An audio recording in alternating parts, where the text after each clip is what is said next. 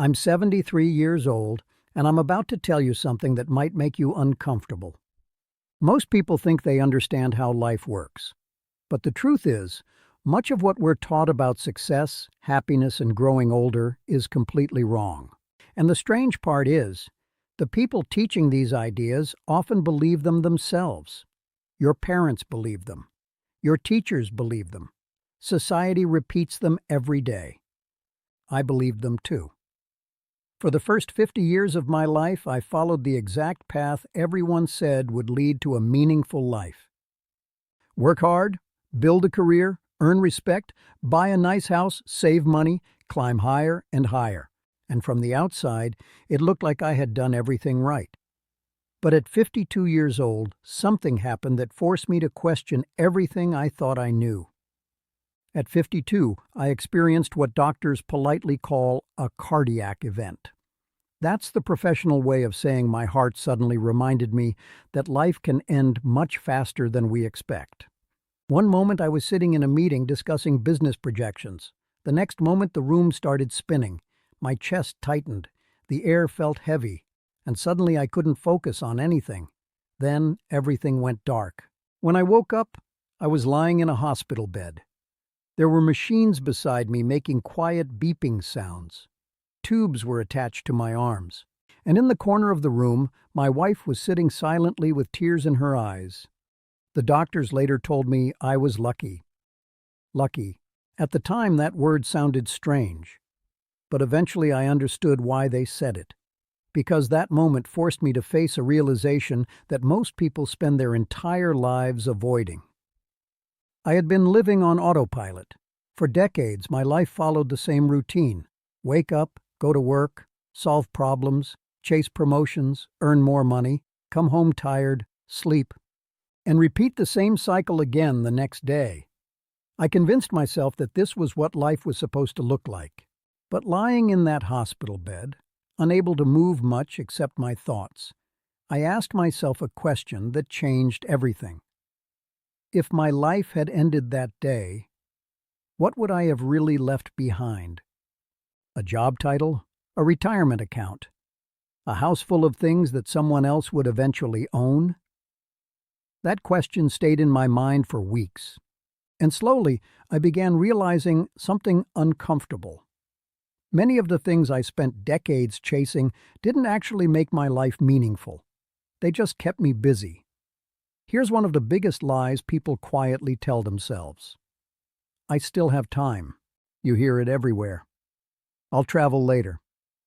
I'll start that project someday. I'll spend more time with family when things slow down. But here's what I learned. Life rarely slows down. Instead, it keeps moving faster. One responsibility becomes another. One goal becomes the next. And before you realize it, years quietly turn into decades. I had a colleague who worked harder than anyone I knew. 70-hour work weeks were normal for him. He built an extremely successful business. People admired him, respected him, talked about his discipline and ambition. He always said he would slow down next year. Next year, he would take time for his family. Next year, he would finally enjoy life.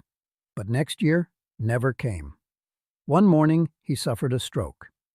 And just like that, everything stopped. At his funeral, his son said something I will never forget. He said, "My father was a successful man, but I barely knew him." That sentence stayed with me for years because it revealed a painful truth. It's possible to succeed in your career while completely missing the most important parts of life. Most people think their biggest regrets will come from mistakes they made, but that's not usually what happens. The deepest regrets usually come from the things we never did.